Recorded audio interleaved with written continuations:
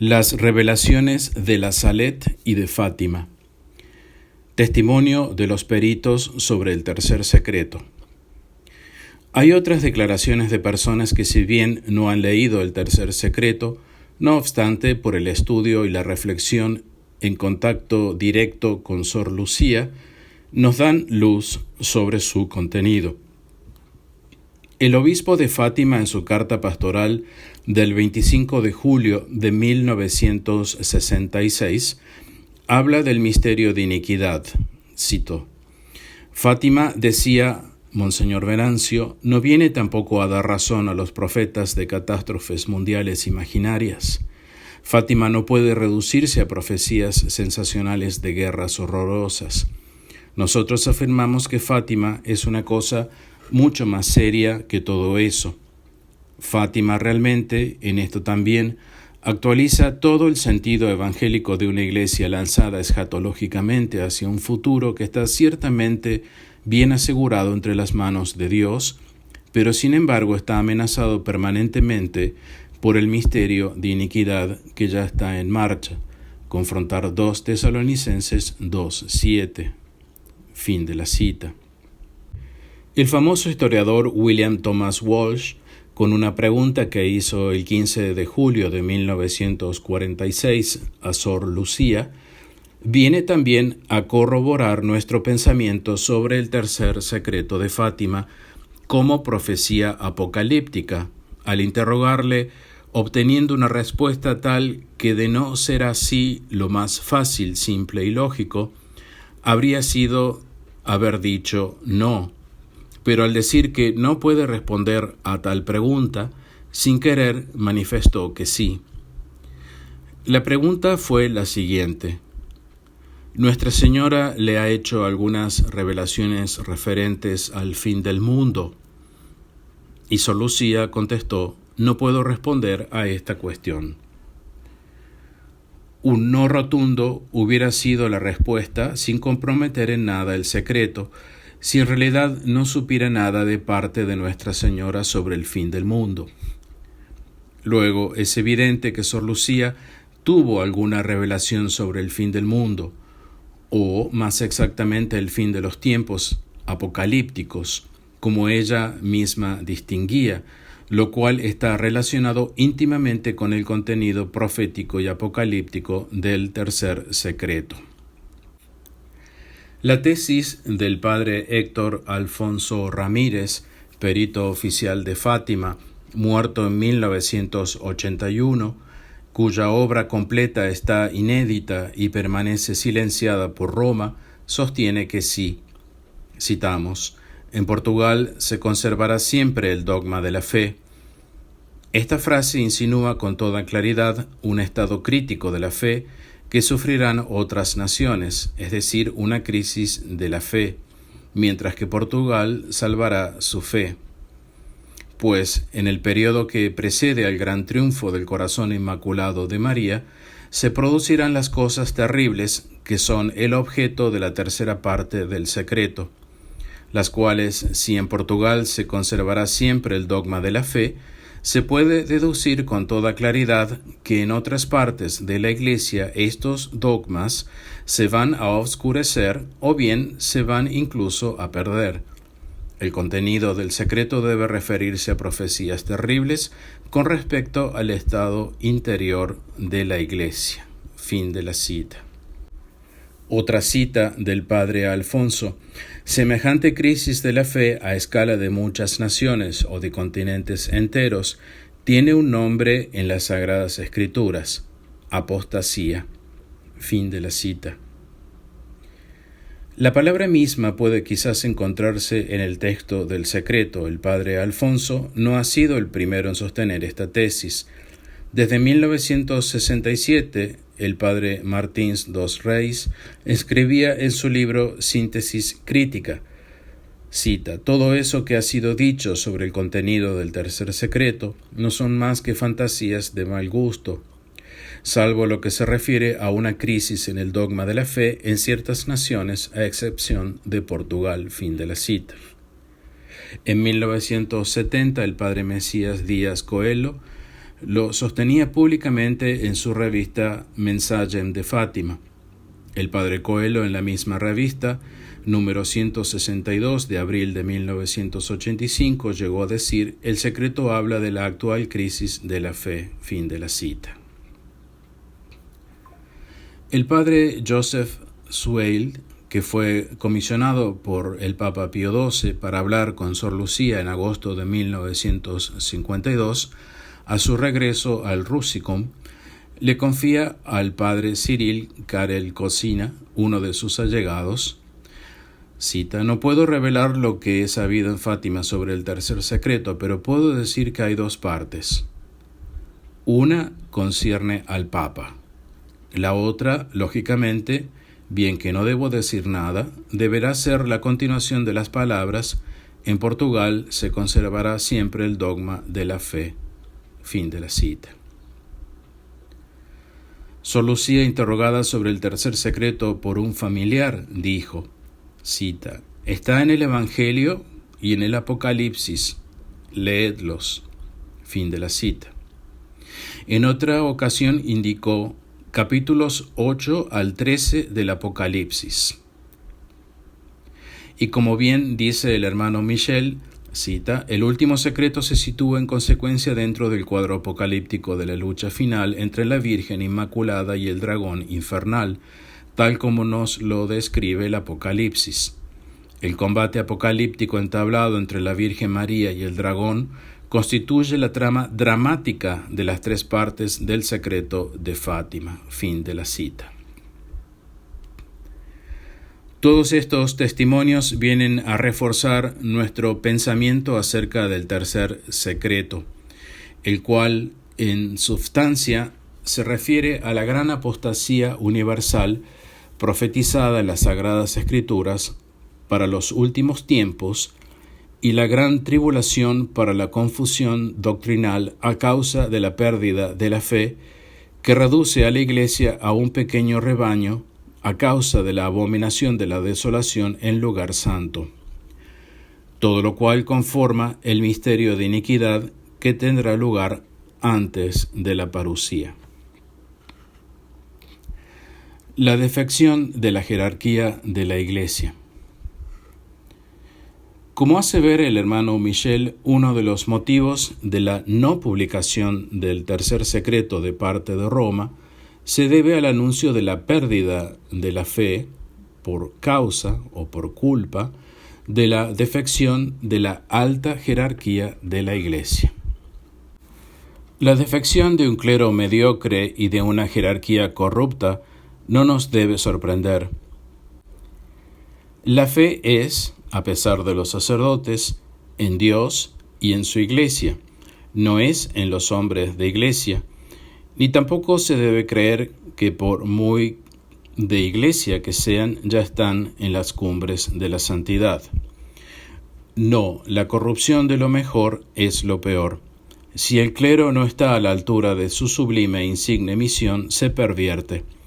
Si la jerarquía de la Iglesia no ama la verdad, estando a la altura de su deber, se corrompe. Sobre la corrupción de los hombres de Iglesia, sobre todo en los últimos tiempos, es muy aleccionador lo que Beato de Liébana dice en su comentario del Apocalipsis en el siglo VIII y que es de una actualidad manifiesta. El Beato de Liébana, sobre la falsa religión y las apariencias de santidad relacionadas con la bestia del Apocalipsis que sale de la tierra, confrontar Apocalipsis 13, 11, 17, dice, cita: la tierra son los obispos, sacerdotes y la falsa religión, quienes bajo apariencia de santidad no se ve que se agiten en el mundo, sino que parece que obran quedamente y simulan que son iglesia y no lo son. Esta bestia de la tierra son los malos prelados en la iglesia. Fin de la cita. La forma solapada con que actúan es sorprendente. Cita: porque no se levantan abiertamente contra la iglesia con la que dicen que están unidos y al decir que son hijos de Dios, pero ahora en la paz so pretexto de religión, meditan contra la Iglesia, lo que entonces en la guerra dirán con palabras claras. No blasfeman abiertamente contra la Iglesia, sino bajo nombre de santidad, formando parte del misterio de la iniquidad. Sin embargo, cuando llegue este tiempo del anticristo, cuando se produzca la dispersión, es decir, cuando claramente se haya disgregado la Iglesia y se haya manifestado en todo el mundo el hombre de pecado, entonces se pondrá al descubierto y se manifestará y se comprenderá y conocerá aquello que antes, bajo apariencia de religión, con palabras ocultas, hablaba blasfemias contra Dios, pero ahora habla como la Iglesia católica. Fin de la cita. Tal como hoy acontece a partir del Conciliábulo Vaticano II, ni más ni menos. La Iglesia verdadera está dispersa, reducida a un pequeño rebaño fiel en la tradición. La jerarquía oficial blasfema bajo la apariencia de religión, pero nadie puede enfrentarlos, pues hablan como la Iglesia católica, utilizan su máscara y excomulgan a los pocos obispos fieles que cometieron el error, entre comillas, de resistirlos, como fue el caso de Monseñor Lefebvre y de Monseñor de Castro-Mayer. Muchos buenos fieles, por esta excomunión inválida, nula de todo derecho, pues la tradición no se puede excomulgar so pena de ser cismático y herético, se alejaron quedando confundidos, atemorizados y vencidos. Cita. Los que se creían todavía buenos ya han sido vencidos de todo el grupo que puede ser vencido, y como viven en la ceguera de la ignorancia, dicen ya que la luz y las tinieblas son una misma cosa, es decir, piensan que la iglesia y la sinagoga gozan de la misma vida, porque ya claramente engañados e ignorados e incorporados a la bestia, caminan en las tinieblas. Fin de la cita del Beato de Liébana. Exactamente como está pasando hoy con el ecumenismo, que a todos se engaña e incorpora, diciendo, por ejemplo, que los judíos son nuestros hermanos mayores en la fe, cuando en realidad tienen por padre a Satanás, como nuestro Señor Jesucristo dijo, y esperan al anticristo, pues los judíos prisioneros en los lazos de su error, en lugar de a Cristo, esperan al anticristo. Esto final es una cita del Beato de Liébana. Los enemigos dentro de la Iglesia, tal cual como lo denunció San Pío X de los modernistas, parecen ser de la Iglesia, pero no lo son. Cita. La serpiente dio su poder a la bestia porque tiene falsos hermanos dentro de la Iglesia que parece que son la Iglesia y no lo son. El que parece que está en la Iglesia bajo nombre de santidad, pero que no está en la Iglesia, porque es el simulacro que se ha inventado el diablo para engañar a los religiosos bajo el nombre de religión. Tiene el diablo dentro de la Iglesia a esos que disfrazados de oveja, por fuera parece que son justos y por dentro son lobos rapaces. Por eso no son descubiertos junto con los otros hombres que son claramente malos, sino que son considerados santos, porque con ellos están unidos en la misma unidad y acción. Y a estos los tiene el diablo dentro de la Iglesia y en medio del pueblo bajo apariencia de santidad. Fin de la cita. Esto es farisaísmo puro y constituye el misterio de iniquidad. Cita. Aparente ser cordero para inocular ocultamente los venenos de la serpiente. No parecería un cordero si hablara claramente como serpiente. Finge ahora ser cordero para devorar con mayor seguridad al cordero. Habla de Dios con el fin de alejar del camino de la verdad a los que buscan a Dios. Por eso el Señor, advirtiendo a su iglesia, dice así: Tened cuidado de los falsos profetas que vienen a vosotros vestidos de ovejas, pero por dentro son lobos rapaces. Confrontar San Mateo 7:15. Fin de la cita. Roma corrompida, vuelta Babilonia, está representada en la gran ramera del Apocalipsis, Apocalipsis 17:13, que tanto sorprendió a San Juan. La mujer tenía, dice, escrito la gran Babilonia, es decir, la gran confusión. La mujer es la corrupción, que en aquel libro dijimos que era la ciudad de Roma. Beato de Liébano describe cómo la bestia de la tierra ejerce su poder en presencia de la otra bestia.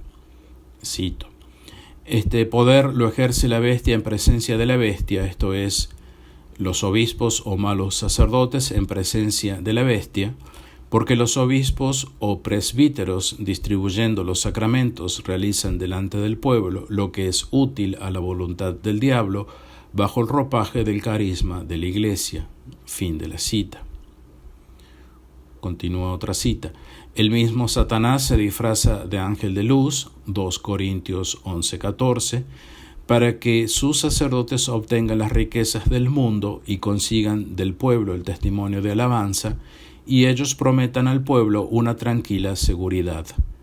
Son los mismos sacerdotes que, bajo nombre de religión, fingen que sirven a Dios y por medio del nombre de Dios adoran al diablo. Fin de la cita. Conviene notar que Beato de Liébano llega a hablar hasta de una disgregación de la Iglesia en los últimos tiempos y de obispos y de sacerdotes que están aparentemente en la Iglesia pero no están en ella, es decir, que no pertenecen a la Iglesia, engañando en nombre de la religión. Esto es muy importante, pues coincide con la Salet y con Fátima, en resumidas cuentas. Incluso conviene observar que Melania llega a referirse en una de sus cartas al padre Rubot del 30 de noviembre de 1894 a dos papas dudosos, según el texto francés. Confrontar la obra de José Luis de Urrutia, Aparición y mensaje de la Salet. Se produce el vacío señalado proféticamente en la Iglesia por el cardenal Pacelli, futuro Papa Pío XII, tal como podemos verlo en la introducción del libro de Daniel Leroux.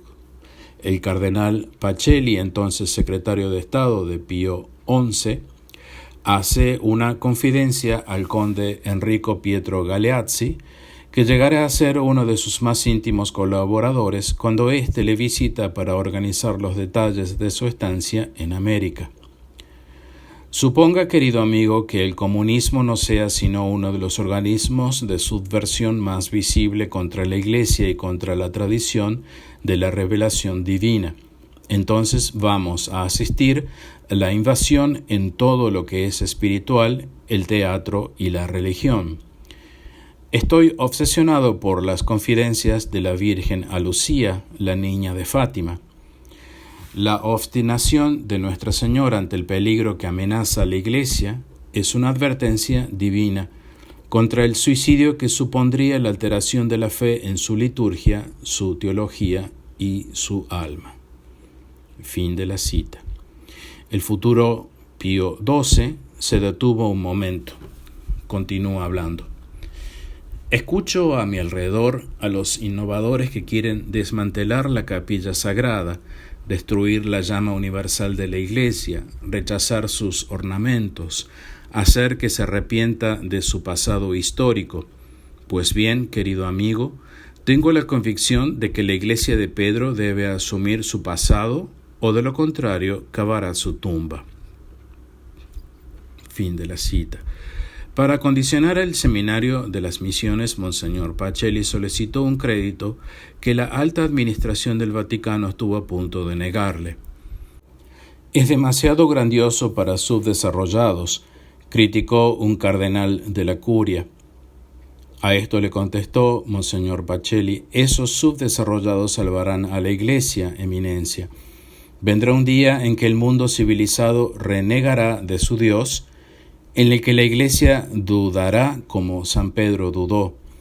Estará tentada a creer que el hombre se ha convertido en Dios, que su Hijo no es más que un símbolo, una filosofía como tantas otras, y en las iglesias los cristianos buscarán en vano la lamparilla donde Dios los espera, y como la pecadora gritarán ante la tumba vacía donde le han puesto. Fin de la cita. Monseñor Rocher y Padre Saint-Germain, Pío XII delante de la historia. Es curioso, sin embargo, que una vez electo Papa Pío XII no leyó el tercer secreto, siendo que como cardenal haya quedado impresionado por las confidencias de la Virgen a Lucía, la niña de Fátima, como bien dijo. Sin embargo, debemos permanecer católicos, apostólicos y romanos. La romanidad es vital, sobre todo en esta espantosa crisis de la Iglesia. Por esto, Monseñor Lefebvre, con gran amor a la Iglesia católica, apostólica y romana, decía en las últimas páginas de su último libro, cita: «La romanidad no es una palabra vana. La lengua latina es un ejemplo importante de ello. Ello llevó la expresión de la fe del culto católico hasta los confines del mundo, y los pueblos convertidos estaban orgullosos de cantar su fe en esta lengua, símbolo real de la unidad de la fe católica. Los cismas y las herejías han comenzado muchas veces por una ruptura con la romanidad, ruptura con la liturgia romana, con el latín, con la teología de los padres y teólogos latinos y romanos. Es esta fuerza de la fe católica arraigada en la romanidad que la masonería quiso hacer desaparecer, ocupando los estados pontificios y encerrando la Roma católica en la ciudad del Vaticano. Esta ocupación de Roma por los masones ha permitido la infiltración en la Iglesia del modernismo y la destrucción de la Roma católica por los clérigos modernistas y los papas modernistas que se apresuran por destruir todo vestigio de la romanidad. La lengua latina, la liturgia romana. Y el papa eslavo es el más encarnizado en cambiar lo poco que guardaba el Tratado de Letrán y el Concordato. Se refiere a Juan Pablo II, falso papa. Roma ya no es ciudad sagrada. Él fomenta la implantación de las falsas religiones en Roma y cumple allí escandalosas reuniones ecuménicas, favorece por todos lados la inculturación de la liturgia, destruyendo los últimos vestigios de la liturgia romana. Fin de la cita. Modificó en la práctica el estatuto del Estado del Vaticano, rechazó el coronamiento, rechazando así ser jefe de Estado. Este encarnizamiento contra la romanidad es un signo infalible de ruptura con la fe católica que ya no defiende más. Las universidades pontificias romanas han venido a ser el asiento de la pestilencia modernista. El carácter mixto de la gregoriana es un perpetuo escándalo. Todo debe ser restaurado in Cristo Domino, en Roma como en otras partes. Fin de la cita. Amemos profundizar las vías de la providencia y de la sabiduría divina a través de Roma y concluiremos que no se puede ser católico sin ser romano. Es verdad que hay católicos que no tienen ni la lengua latina ni la liturgia romana, pero si ellos continúan siendo católicos es porque continúan siendo romanos, como los maronitas, por ejemplo, por los vínculos de la cultura francesa, católica, romana que los formó. Fin de la cita. Por lo demás, es un error, hablando de cultura romana, hablar de cultura occidental. Los judíos católicos han traído consigo del Oriente todo lo que era cristiano, todo lo que en el Antiguo Testamento era una preparación y ya un aporte al cristianismo que nuestro Señor asumió y que el Espíritu Santo inspiró utilizar a los apóstoles. Cuántas veces las epístolas de San Pablo nos ilustran al respecto. Fin de la cita. Dios quiso que el cristianismo, vertido de alguna manera en el molde romano, recibiese allí un vigor y una expansión excepcionales. Todo es gracia en el plan divino, y nuestro divino Salvador dispuso todo como se dijo de los romanos. Cum concilis et paciencia, o suaviter et fortiter. Fin de la cita. A nosotros también corresponde guardar esta tradición romana querida por nuestro Señor, lo mismo que Él ha querido que tengamos a María como madre. Fin de la cita. Itinerario espiritual del Seminario Internacional San Pío X de Ecón. Conclusión de todo el trabajo. Los mensajes de la Salet 1846 y de Fátima 1917 son profecías de carácter apocalíptico, profecías apocalípticas, es decir, concernientes a los últimos tiempos. Su objetivo es señalar con el dedo el misterio de la iniquidad en su culmen, es decir, la pérdida de la fe por obra de la defección de la alta jerarquía de la Iglesia en el cumplimiento de su sublime e insigne misión, convirtiéndose en instrumento bajo las garras de Satanás. La corrupción de la religión a causa del fariseísmo más sutil y atroz es algo abominable que nuestro Señor detesta. La Salet y Fátima son profecías apocalípticas de suma esperanza, pues al fin el corazón inmaculado triunfará. Triunfo de Cristo Rey en la tierra sobre todas las naciones y sus pueblos, triunfo de la Iglesia bajo el reino de paz y prosperidad de los sagrados corazones de Jesús y María, donde habrá un solo pastor y un solo rebaño según las profecías vetero- y neotestamentarias, que por desgracia han sido obscurecidas con el correr de los años, dando ocasión a grandes herejías de parte de los malos y a falsas interpretaciones de parte de los buenos. No obstante, es nuestro deber y obligación estar a la altura histórica en la que estamos inmersos, forjando con la gracia de Dios nuestra propia y beata eternidad. No podemos andar por el mundo ciegos como si no tuviéramos luz. La luz siempre la tendremos, Dios la da. La luz sobrenatural que es la fe, que ilumina nuestro camino hacia la eternidad. Luz que, por muy eclipsada hoy en día por las tinieblas espesas del error, el engaño, la mentira, por el fariseísmo y la apostasía actual, será siempre como un faro celestial que nos guía en la tenebrosa oscuridad. No debemos dejarnos agobiar por la contingencia de lo histórico, sino que debemos elevarnos a lo que en ella hay de universalidad. Debemos estar armados para no quedar sumergidos en el aluvión de hechos y acontecimientos sin saberlos discernir. Debemos, como el águila, sobrevolar el terreno, viendo desde las alturas el entrecruzar frenético de los eventos históricos que nos afectan y hasta condicionan. De aquí la necesidad de la luz de la inteligencia filosófica y teológica para poder discernir los tiempos que vivimos y que cada uno percibe. Es necesaria la sabiduría y la ciencia de las Sagradas Escrituras para no quedar inmersos en la realidad sin saber a dónde y cómo se va.